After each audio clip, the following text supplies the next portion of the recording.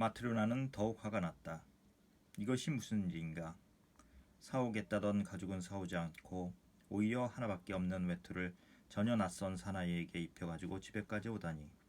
마트로나는 탁자 위에 놓인 돈을 감수하면서 말했다. 저녁은 없어요. 주전뱅이에게까지 신경을 쓰고 싶지 않아요. 이봐 마트로나, 말 조심해요. 우리 사정도 들어봐야지. 당신 같은 주전뱅이에게 무슨 말을 들어요. 사실이지 나는 당신 같은 주전뱅이와 결혼할 생각이 없었어요. 그리고 어머니가 주신 것들도 술값으로 써버리다니. 이제는 양가죽을 사러 간다더니 그 돈마저도 다 마시고 오는군요. 세모는 부인에게 자기가 마신 것은 20코페이카밖에 안 된다고 열심히 설명하고 이 젊은 사나이를 데리고 온 경위도 사실대로 밝히려 했으나 마트로나는 한마디도 못하게 가로막았다. 그녀가 쉴 새 없이 떠들어대니 세몬이 끼어들 수가 없었다. 10년 전의 일까지 들추어내어 퍼붓고 있었다. 마트로나는 계속 짓거리면서 세몬의 곁으로 달려들어 그의 옷소매를 붙잡고 사정없이 흔들어댔다. 내 옷을 내놔요. 하나밖에 없는 내 옷을 빼앗아 입고 염치도 좋지. 이리 내라니까. 정말 못난 인간 같으니라고. 차라리 죽어버리는 게 낫지. 세몬이 팔을 들어 옷을 벗기려고 하는데 동시에 마트로나가 세차게 잡아당겨 옷의 이음매가 부두둑 터졌다. 마트로나는 옷을 빼앗아 입고 문 쪽으로 달려갔다. 그녀는 그대로 나가려고 하다가 문득 발걸음을 멈췄다. 기분은 매우 상하지만 남편이 데리고 온 이 낯선 사나이가 도대체 어떤 사람인지 알고 싶어진 것이다. 마트로나는 멈춰서서 말했다. 사람이 모자라지 않으면 이렇게 맨발로 있을 리가 없어요. 그런데 이 사나이는 속옷도 입고 있지 않아요. 또 당신도 마찬가지예요. 만일 좋은 일을 했다면 어디서 이 사나이를 끌고 왔는지 왜 똑똑히 말을 못해요. 아까부터 그 말을 하려던 참이야. 내가 집으로 돌아오는 길에 이 사람이 교회 벽에 발가벗은 몸으로 쭈그리고 앉아 있었는데 거의 얼어 죽을 지경이 되었더란 말이요. 글쎄 여름도 아닌데 벌거벗은 채로 떨고 있었고 정말 하나님이 도우신 거야. 내가 그리로 지나왔으니 망정이지 그러지 않았다면 얼어 죽고 말았을 거요. 사람이 살다 보면 언제 무슨 일을 당할지 알 수 없는 거요. 그래서 내 외투를 입히고 집에까지 데리고 왔지. 마트로나 당신도 마음을 진전시키고 이 사람의 처지를 한번 생각해봐요. 사람은 누구나 한번 죽는단 말이야. 마트로나는 실컷 욕설을 퍼부려다 낯선 젊은이를 쳐다보자 말문이 막혔다. 사나이는 의자 끝에 앉아 꼼짝도 않고 죽은 듯이 있었다. 두 손은 무릎 위에 포개고 고개를 가슴께까지 떨어뜨리고 눈을 감고 마치 무엇에 목이 졸리듯 이마를 찌푸리고 있었다. 마트로나가 입을 다물고 조용했기 때문에 세문이 다시 말했다. 마트로나, 당신에게는 하나님이 없단 말이요? 마트로나는 이 말을 듣고 다시 한번 젊은 사나이를 바라보았다. 그 순간 마트로나의 노여움이 차츰 가라앉기 시작했다. 그녀는 문에서 몸을 돌려 난로 옆으로 가서 서둘러 저녁 준비를 시작했다. 탁자 위에 잔을 놓고 크바스, 기리와 엿기름으로 만든 맥주의 일종을 따르고 남은 빵을 내려오며 그들에게 말했다. 자, 식사들 하세요. 세모는 낯선 사나이를 식탁으로 데리고 갔다. 앉아요. 세모는 큰 빵 조각을 잘게 썬 다음 먹기 시작했다. 마트로나는 탁자 안쪽에서 한 손으로 턱을 개고 낯선 젊은이를 바라보았다. 그러자 마트로나는 이 젊은이가 가엾게 생각되어 계속 돌봐주고 싶은 마음이 생겼다. 그때 이 젊은이는 갑자기 일그러진 얼굴을 펴고 밝은 표정이 되어 마트로나 쪽으로 눈길을 돌려 싱긋 웃어 보였다. 식사를 마치고 마트로나는 그릇들을 치운 다음 그 낯선 젊은이에게 물었다. 당신은 대체 어디서 왔어요? 저는 이 고장 사람이 아닙니다. 그러면 왜 그런 곳에 있었죠? 그건 말할 수가 없습니다. 당신이 입고 있던 옷을 누가 벗겨갔죠? 저는 하나님께 벌을 받았습니다. 그래서 벌거벗은 몸으로 쭈그리고 있었어요. 예. 그래서 벌거벗은 몸으로 쭈그리고 있었어요? 예, 벌거벗은 채로 쓰러져 얼어 죽을 뻔했지요. 그것을 세몬이 보고 불쌍히 여겨 입었던 외투를 벗어 입혀주고 털장화를 신겨 집으로 데리고 온 곳이지요. 또 여기 오니 아주머니께서 먹을 것과 마실 것을 주셨습니다. 두 분께서는 틀림없이 하나님의 은총을 받으실 것입니다. 마트로나는 일어나 방금 기어놓았던 세몬의 낡은 네일을 창가에서 가져다가 낯선 젊은이에게 주었다. 또 바지도 찾아서 건네주었다. 젊은이는 네일도 없는 모양인데 이것을 입고 아무데나 마음에 드는 곳에서 주무세요. 침대 위나 난로가에서. 젊은이는 외투를 벗고 네일을 입은 다음 침대에 누웠다. 마트로나는 불을 끄고 외투를 집어 남편 곁으로 갔다. 마트로나는 외투자락을 덮고 눕긴 했으나 좀처럼 잠이 들지 않았다. 낯선 젊은이의 일이 머리에서 떠나지 않았다. 그 젊은이가 마지막 남은 빵을 먹어버렸으니 내일 아침 먹을 빵이 없다는 것과 네이와 바지를 건네준 걸 생각하니 여간 아쉬운 게 아니었다. 그러나 젊은이가 빙긋 웃던 생각을 하자 가슴이 뭉클해지는 것이었다. 마트로나는 오랫동안 잠을 이루지 못했다. 세몬도 잠을 자지 못하고 외투자락을 끌어당기고 있었다. 그때 마트로나가 말을 꺼냈다. 남은 빵을 다 먹어버렸는데 내일 먹을 것을 준비해두지 못했으니 어떻게 하면 좋겠어요? 이웃 마나리아 집에서 좀 빌려올까요? 그래, 그게 좋겠군. 어떻게든 굶게 하겠어. 마트로나는 가만히 누워 생각이 잠겼다. 그런데 저 사람 나쁜 사람은 아닌 것 같은데 왜 자기 신분을 밝히지 않을까요? 글쎄, 말 못한 사정이 있겠지. 세몬, 왜? 우리는 뭐든지 남에게 도움을 주는데 왜 어느 누구도 우리를 도와주지 않지요? 세몬은 말이 없었다. 그런 생각해봐야 무슨 소용이 있어. 그렇게 말하고는 돌아 누워 잠이 들었다. 다음 날 아침 세몬은 일찍 잠이 깨었다. 아이들이 일어나기 전에 마트로나는 이웃집으로 빵을 빌리러 갔다. 어젯밤에 데리고 온 낯선 젊은이는 낡은 셔츠를 입고 네일을 입은 채 의자에 앉아 천장만 바라보고 있었다. 그의 모습이 어제보다는 한결 밝아 보였다. 어이, 젊은이, 배는 먹을 것을 원하고 몸은 입을 것이 있어야 하니 벌이를 해야 하지 않겠나? 자네는 무슨 일을 할 줄 아나? 저는 아무 일도 할 줄 모릅니다. 세모는 깜짝 놀라 말을 이었다. 하겠다는 마음만 먹으면 돼. 사람은 무엇이든 노력하면 할 수 있는 거야. 그러지요. 모두들 일하니까 저도 하겠습니다. 그리고 자네 이름은 미하일이라고 합니다. 이봐, 미하일. 자네는 신분에 관한 이야기는 하기 싫은 모양인데 그건 아무래도 좋아. 굳이 들어야 할 이유도 없으니까. 그러나 자기 몫은 해야 돼. 내가 시키는 일을 하겠다면 우리 집에 있어도 좋아. 괜찮은가? 감사합니다. 열심히 일을 익히겠습니다. 무슨 일이든 가르쳐 주십시오. 세모는 실을 손가락에 감아 실구러미를 만들기 시작했다. 별로 어려운 건 아니야. 잘 보라고. 미하일은 그것을 자세히 들여다보더니 쉽게 익혀가지고 손가락으로 실을 꼬았다. 세모는 그에게 가죽을 잇는 일을 가르쳤다.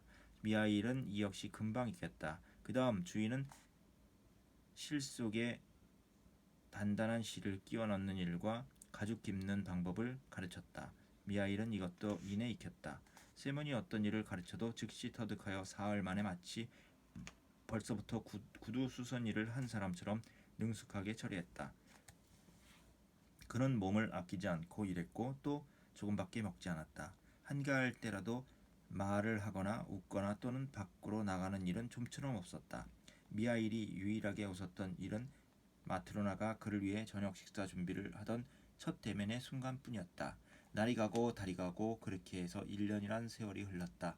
미하일은 여전히 세몬의 집에서 부지런히 일했는데 세몬의 직공으로서 인기가 높아서 미하일만큼 튼튼하고 멋있는 구두를 만드는 사람은 없다고 소문이 돌자 이웃 마을에서까지 주문이 밀려들어 세몬의 수입은 점점 늘어갔다.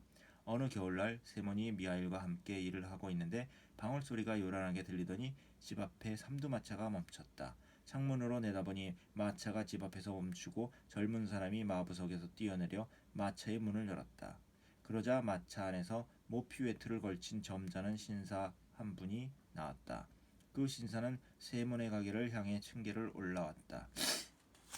신사가 문 앞에 이르자 마트로나가 달려나가 문을 열었다. 신사는 허리를 구부리고 들어와 다시 허리를 폈는데 아주 키가 커서 머리가 천정에 닿을 정도이고 몸집도 방 안을 채울 만큼 거대하였다. 세몬은 일어나 인사를 했으나 신사의 큰 몸집에 어안이 벙벙해졌다. 이제까지 이런 사람을 본 적이 없었다. 세몬은 몸이 마르고 키가 호리호리한 체격이었다.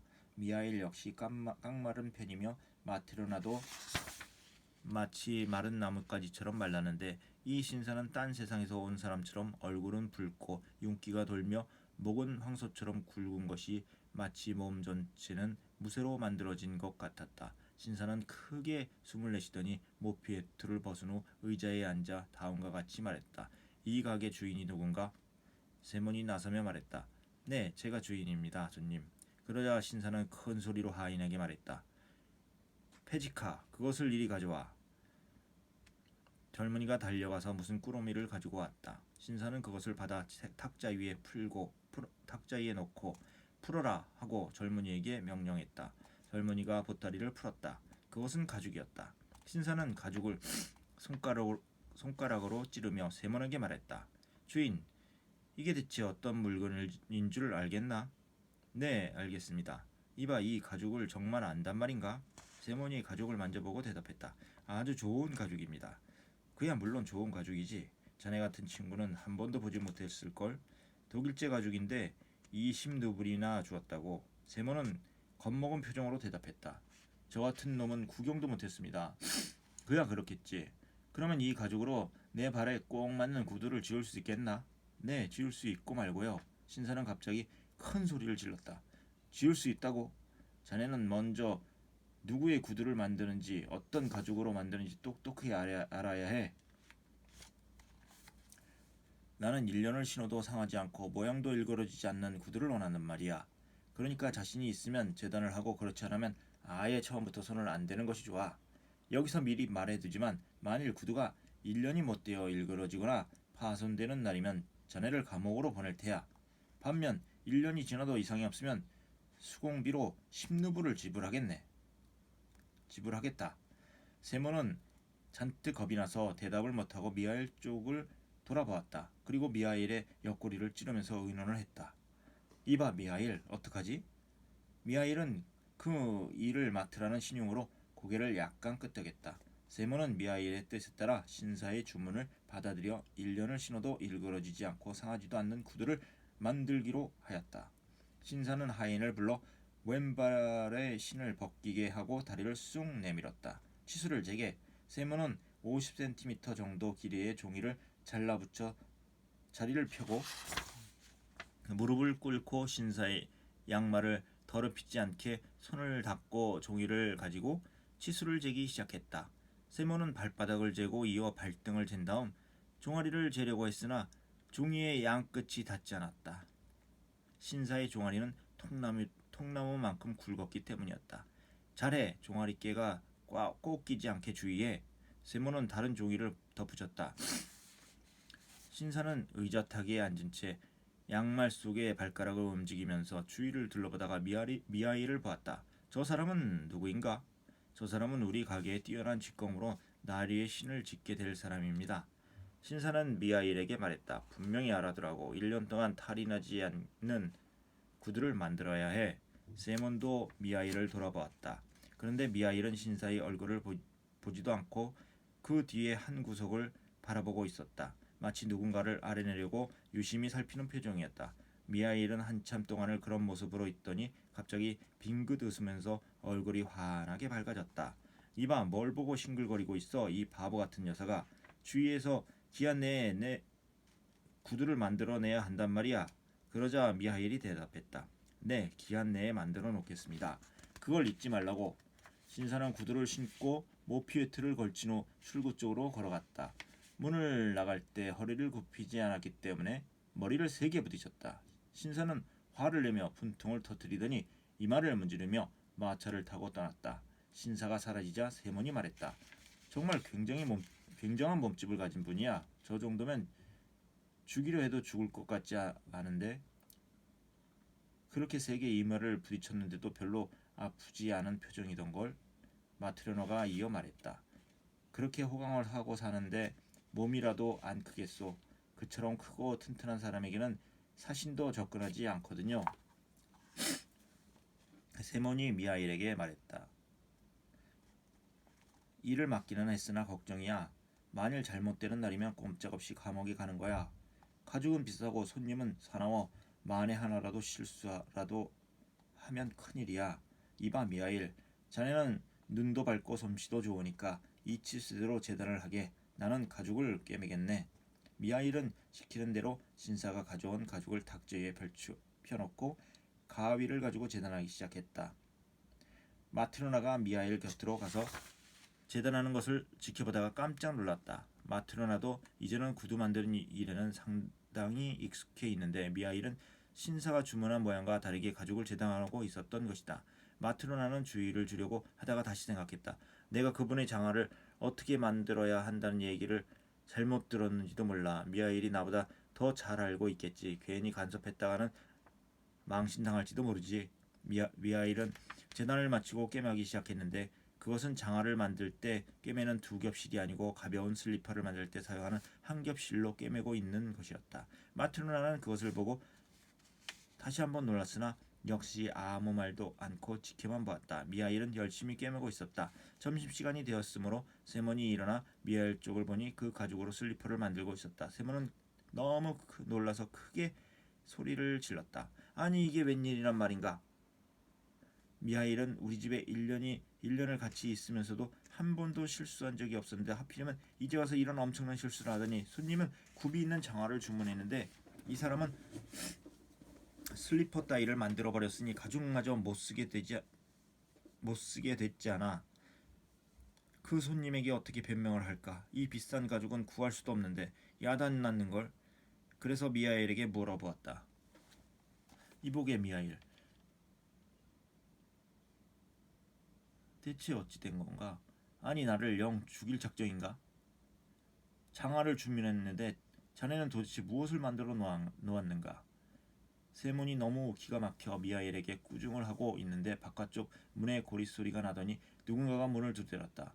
두 사람이 창문으로 내다보니 누가 말을 타고 와서 문 앞에 서 있었다. 문께로 나가보니 조금 전에 그 신사와 함께 왔던 젊은 하인이었다. 안녕하시오. 예, 어서 오십시오. 무슨 일로? 실은 조금 전에 주문했던 장화 때문에 마님의 심부름을 왔지요. 장화에 관한 일이라고? 장화인지 구두인지 이제는 그것이 필요 없게 되었어요. 나으리가 갑자기 돌아가셨어요. 뭐라고? 이곳을 나와 대구로 돌아가시는 중에 마차에서 돌아가셨습니다. 마차가 집에 도착하여 내려 드리려고 가보니 나으리 몸이 굳어있지 않겠습니까? 마차에서 가까스로 끌어내렸지요. 그래서 마님은 나를 되돌려 보내면서 방금 나으리가 주문하셨던 장화는 이제 필요 없으니 그 가죽으로 죽은 사람에게 신기는 슬리퍼를 만들어 오라고 말씀하셨습니다. 그래서 이렇게 왔습니다. 미하일은 탁자 위에서 남은 가죽을 챙기고 다 된 슬리퍼를 툭툭 털어 앞치마로 잘 닦아 하인에게 건네주었다. 하인은 슬리퍼를 받고 돌아갔다. 안녕히 계십시오. 미하일이 세몬의 집에 온 지 6년이 되었다. 그래도 여전히 처음이나 다름없이 어디를 가는 일도 없고 쓸데없는 말 한마디도 없었다. 그동안에 그가 웃었던 일은 단 2번 있었는데 처음은 마트로나가 저녁 식사를 대접해 주었을 때 서로 얼굴을 마주치는 순간이었고 또 한 번은 장화를 주문하러 왔던 신사를 보았을 때다. 세몬은 자기 직공에게 만족하며 대견해하고 있었다. 그는 이제 미하일이 어디서 왔느냐고 묻지도 않았고 혹시 미하일이 나가버리지나 않을까 걱정하고 있었다. 어느 날 온 식구가 집안에 모여 있었고 마트로나는 냄비를 화덕에 올려놓고 아이들은 의자를 넘어다니며 창밖을 내다보기도 했다. 세모는 창가에서 열심히 구두를 꿰매고 미하일은 다른 창가에서 구두 뒤꿈치를 만들고 있었다. 그때 사내 아이가 의자를 넘어 미하일에게 와서 어깨를 흔들면서 창밖을 가리키며 말했다. 미하일 아저씨, 저것 좀 보세요. 어떤 아주머니가 여자아이 둘을 데리고 우리 집으로 오는 것 같아요. 한 아이는 절름발이야. 사내 아이가 말하자 미하일은 갑자기 하던 일을 멈추고 창밖으로 돌아앉아 유심히 바라보았다. 세몬도 미하일의 태도에 놀랐다. 여태까지 밖을 내다보거나 한눈을 파는 일이 거의 없었는데 오늘따라 창에 얼굴을 바짝 붙이고 무엇을 정신없이 바라보고 있었다. 세몬도 이상해서 하던 일을 멈추고 창밖을 내다보니 정숙한 옷차림을 한 여자가 모피웨트를 입고 두꺼운 목도리를 한 두 여자아이의 손을 잡고서 자기 집을 향해 오고 있었다. 두 여자아이는 얼굴이 너무나 닮아 구별할 수가 없었다. 그러나 한 아이는 다리를 조금 절룩거렸다. 부인은 층계를 올라와 문을 열고 두 여자아이를 먼저 들여보내고 자기도 따라 방으로 들어왔다. 안녕하세요. 어서 오십시오. 무슨 일로 오셨죠? 여인은 탁자 옆에 앉았다. 두 여자아이는 그녀의 무릎에 매달리며 낯설어하는 눈치였다. 이 아이에게 봄에 신길 구두를 맞추려고 합니다. 아, 그래요. 우리는 그렇게 작은 구두를 만들어 본 적이 없으나 할 수는 있지요. 가장자리에 무늬를 넣은 것도 있고 안에 천을 댄 것도 있는데 어떤 걸로 할까요? 이 미하일이란 사람은 아주 솜씨가 훌륭합니다. 그렇게 말하며 세모는 미하일을 돌아보니 미하일은 일을 멈추고 여자아이의 얼굴을 바라보고 있었다. 세모는 이러한 미하일의 태도에 또 한 번 깜짝 놀랐다. 사실 두 아이는 너무나 예쁜 얼굴들이었다. 눈은 새까맣고 두 뼈는 포동포동하고 불그스레하며 모피 외투를 입었으며 비싼 목도리를 하고 있었다. 세모는 미하일이 무슨 까닭으로 저렇게 이 아이들에게 열중하여 바라보고 있는지 도저히 이해할 수가 없었다. 마치 오랫동안 헤어졌던 친구를 만난 것처럼 말이다. 세모는 이상하게 생각하면서 돌아서서 부인과 상담을 하고 있었다. 곧 값을 정하고 아이들의 발에 치수를 재려고 하였다. 부인은 다리가 불편한 아이를 무릎에 올려놓으면서 말했다. 미안하지만 이 아이의 발로 두 사람의 치수를 재셔야 해요. 불편한 발을 먼저 재서 한 짝을 만들고 이쪽의 발의 치수를 똑같이 세 짝을 만들면 돼요. 둘은 쌍둥이이기 때문에 발치수가 같거든요. 세모는 치수를 잰 다음 한쪽 다리가 불편한 아이를 가리키며 말했다. 어쩌다가 이렇게 되었습니까? 아주 귀여운 아이인데 태어날 때부터 이랬던가요? 아닙니다. 어머니가 잘못해서 그만. 이때 마트로나가 끼어들었다.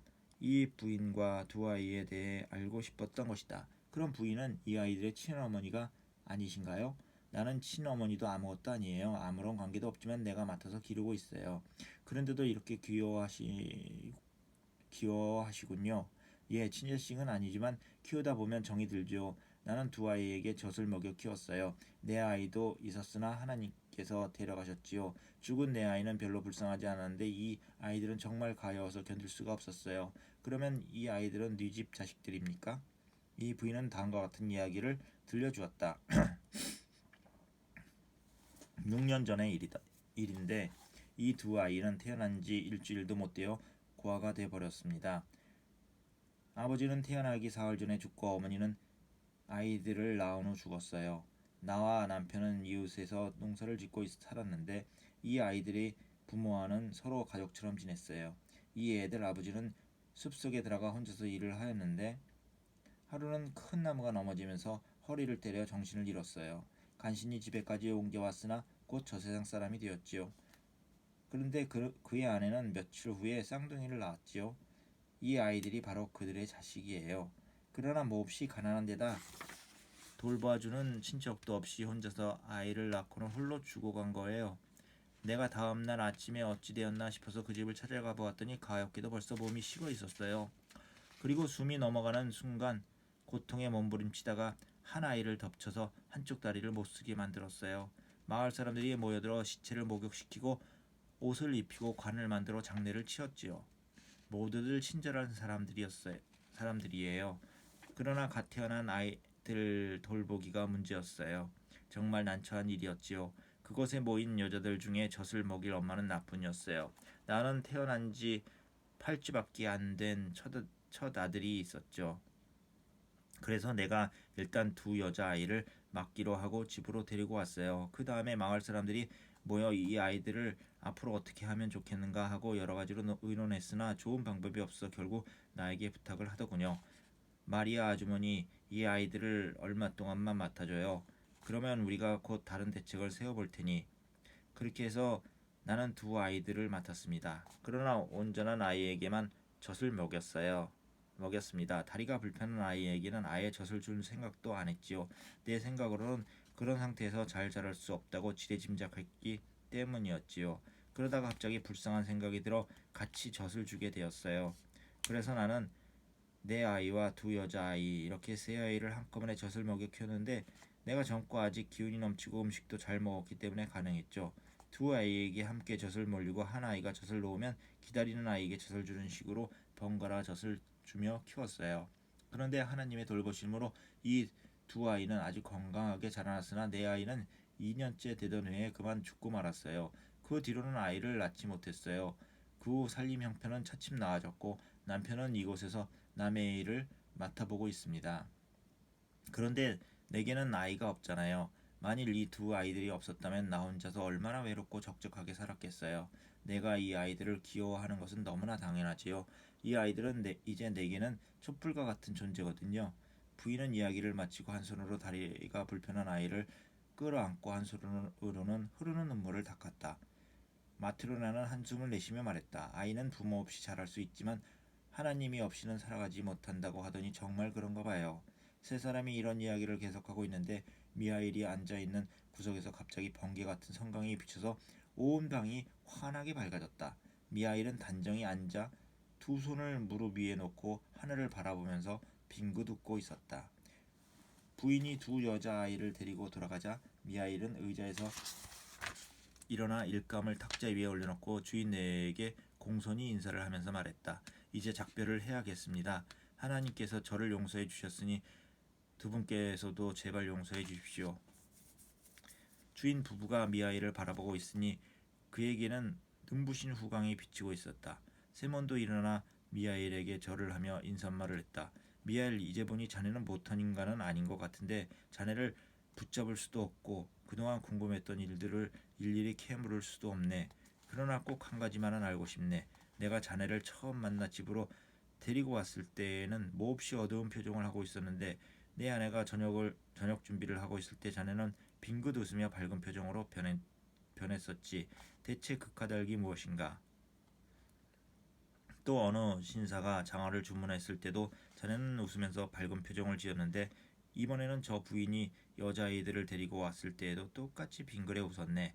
그리고 온몸에서 밝은 빛이 비쳤네. 미하일, 어째서 자네에게서 빛이 나며 왜 세 번을 빙긋 웃었는지 그 이유를 들려주게나.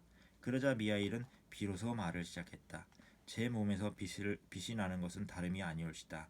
저는 지금까지 하나님의 벌을 받고 있었는데 오늘에야 용서를 받았기 때문입니다.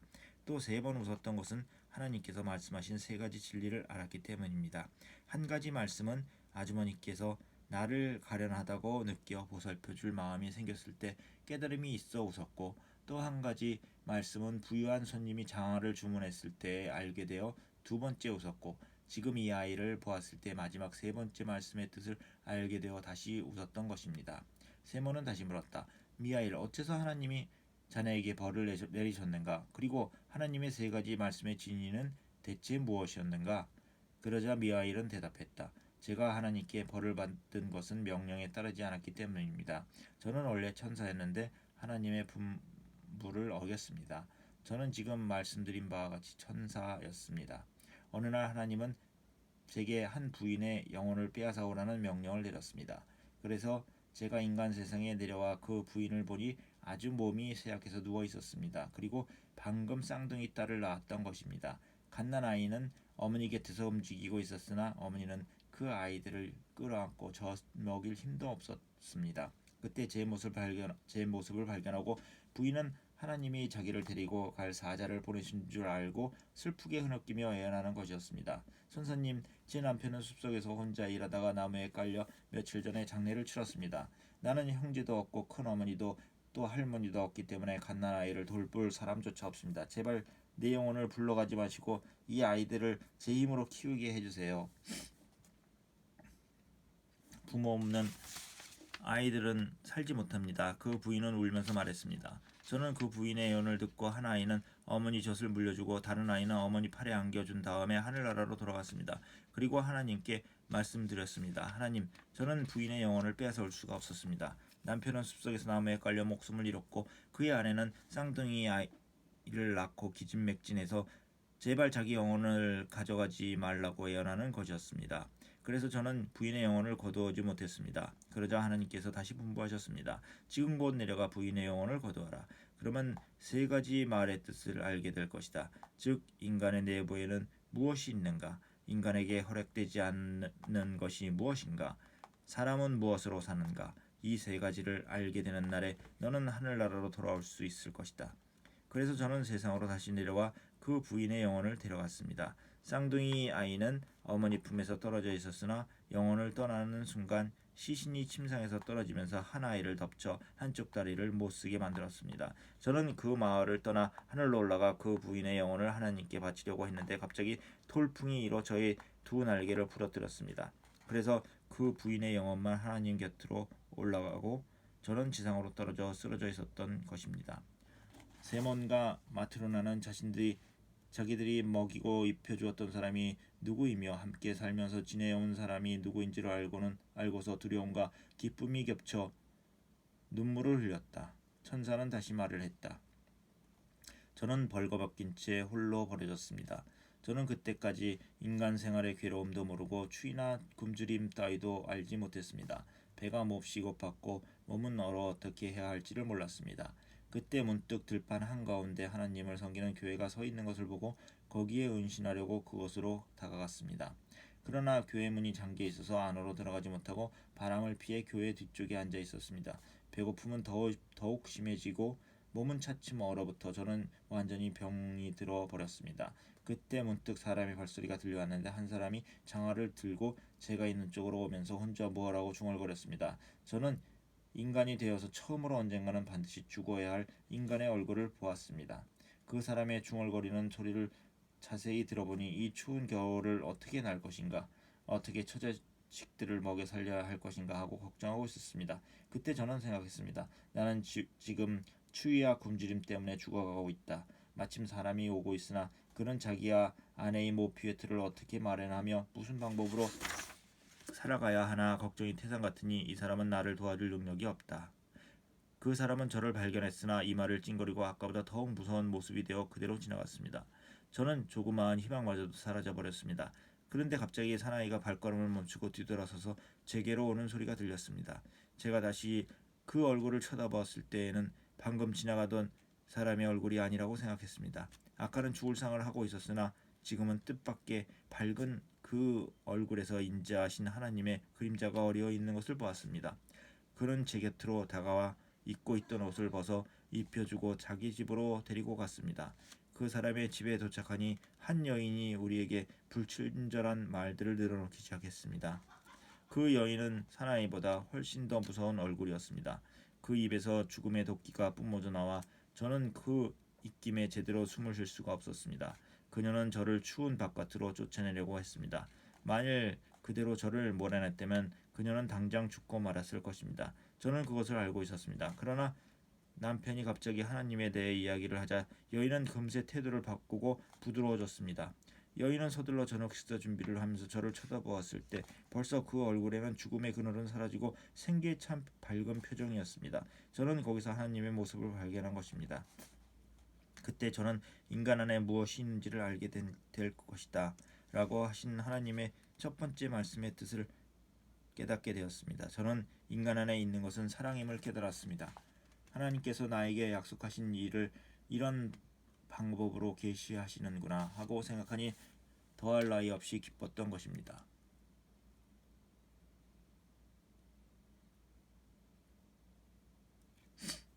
그러나 아직 하나님의 말씀 전부를 알 수는 없었습니다. 인간에게 허락되지 않은 것이 무엇인가? 사람은 무엇으로 사는가? 라는 말씀을 모르고 있었습니다. 천사는 다시 말을 계속했다. 여러분과 함께 지내게 된 지 어느새 1년이 지났습니다. 그러던 어느 날 한 사람이 가게에 나타나 1년을 신어도 상하거나 일그러지지 않는 장화를 주문했습니다. 제가 문득 그 사람을 바라보았더니 뜻밖에도 그 사람 등 위에 제 동료인 죽음의 천사가 서 있는 걸 알아챘습니다. 아무도 그 천사를 볼 수 없었으나 저는 그 천사를 알고 있었습니다. 그의 영혼은 해가 지기 전에 떠날 것을 알았으므로 저는 생각했습니다. 이 사나이는 1년을 신어도 일그러지지 않는 신을 주문했지만 자기가 오늘 안으로 죽는다는 것을 알지 못하는구나. 그래서 저는 인간에게 허락되지 않는 것이 무엇인가라는 하나님의 두 번째 말씀의 뜻을 알게 되었습니다. 인간 안에 무엇이 있는가는 이미 알았습니다. 그리고 저는 인간에게 허락되지 않는 것이 무엇인지 깨달았습니다. 그것은 자기 육체에 무엇이 필요한가를 아는 지식입니다. 그래서 저는 두 번째로 빙긋 웃었습니다. 동료 천사를 만난 일도 기뻤던 것입니다. 그러나 아직 한 가지를 알지 못했습니다. 사람은 무엇으로 사는가를 깨닫지 못한 것입니다. 그래서 저는 계속 여러분의 신세를 지면서 하나님께서 마지막 말씀의 의미를 깨닫게 해주시기를 기다리고 있었습니다. 그런데 8년째 되던 오늘 쌍둥이 여자아이를 키우는 여인이 가게를 찾아와 그 아이들을 보는 순간 어머니가 죽은 후에도 두 쌍둥이가 무사히 살아가고 있다는 것을 비로소 알았습니다. 저는 생각했습니다. 그 어머니가 갓난 아이들을 생각해서 살려달라고 애원했을 때 나는 그 말을 믿고 아이들은 부모가 없이는 살아가지 못한다고 생각했으나 다른 여자가 엄연히 쌍둥이를 잘 키우고 있지 않느냐. 그리고 그 부인이 아이들의 성장에 보람을 느껴 감동하는 눈물을 보았을 때 거기서 살아계신 하나님을 발견했으며 사람은 무엇으로 사는가라는 말씀도 깨닫게 되었습니다. 하나님께서 마지막 깨달음을 주시어 저를 용서하셨다는 기쁨의 세 번째로 빙긋 웃은 것입니다. 그러자 천사의 모습이 드러나면서 전신이 빛으로 둘러싸였으므로 눈을 뜨고 똑바로 볼 수가 없었다. 천사는 커다란 음성으로 말하기 시작했다. 그것은 그가 말하는 것이 아니라 하늘에서 울려오는 소리 같았다. 나는 이와 같은 일을 깨달았다. 모든 인간은 자신만을 생각하고 걱정한다고 살 수 있는 것이 아니라 사람에 의해 살아가는 것이다. 나는 이와 같은 일을 깨달았다. 모든 인간은 자신만을 생각하고 걱정한다고 살 수 있는 것이 아니라 사람에 의해 살아가는 것이다. 아이들을 낳고 죽어가던 어머니에게는 자기 아이들의 생명을 위해 무엇이 필요한지를 아는 것이 허락되지 않았다. 또 부자 스님은 자기에게 무엇이 필요한지를 알지 못했다. 사실 어떤 사람에게도 자기에게 필요한 것이 산 사람이 신을 장화인지 죽은 자에게 신기는 슬리퍼인지를 아는 것이 허락되지 않았다. 내가 인간이었을 때 살아갈 수 있었던 것은 내 자신의 일을 여러 가지로 걱정하고 염려했기 때문이 아니라 길을 가던 한 사람과 그 아내에게 사랑이 있어서 나를 불쌍하게 생각하고 사랑해 주었기 때문이다. 또 두 고아가 잘 자란 것도 그들의 생활을 염려해주고 걱정했기 때문이 아니라 타인인 한 여인에게 진실한 사랑이 있어 그 아이들을 동정하고 사랑해 주었기 때문이다. 모든 인간이 살아가고 있는 것은 각기 자신의 일을 염려하기 때문이 아니라 그들 가운데 사랑이 있기 때문이다. 이전부터 하나님께서 인간에게 생명을 부여하고 그들이 잘 살아가기를 바라고 있다는 것을 깨달았지만 지금 나는 또 다른 한 가지를 알게 되었다. 하나님께서는 인간이 각자 흩어져 무관하게 살기를 원치 않으신다는 것이다. 그러므로 개개의 인간에게 무엇이 필요한지를 보여주지 아니하시고 인간들이 하나가 되기를 원하시며 자신과 모든 인간을 위해 무엇이 필요한가를 계시한 것이다. 나는 이제야 깨달았다.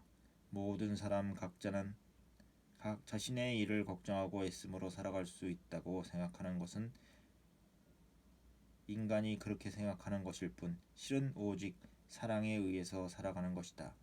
사랑의 마음으로 가득 차 있는 자는 하나님의 세계에 살고 있는 것이다. 하나님은 바로 그 사람 내부에 계시는 것이다. 왜냐하면 하나님은 사랑이시기 때문이다. 그리고 천사는 하나님을 찬양하는 노래를 부르기 시작했다. 그러자 그 웅장한 목소리로 인하여 온 집안이 울리는 것 같았다. 그리고 천장이 갈라지고 땅에서 하늘까지 한 줄기 불기둥이 솟았다. 세몬과 그의 아내, 아이들 모두는 바닥에 엎드렸다. 그러자 미하일의 등에 날개가 돋아나서 활짝 펼쳐지더니 하늘로 올라갔다. 세몬이 정신을 차렸을 때에는 집은 전과 다름없었고 집안에는 가족 외에는 아무도 없었다.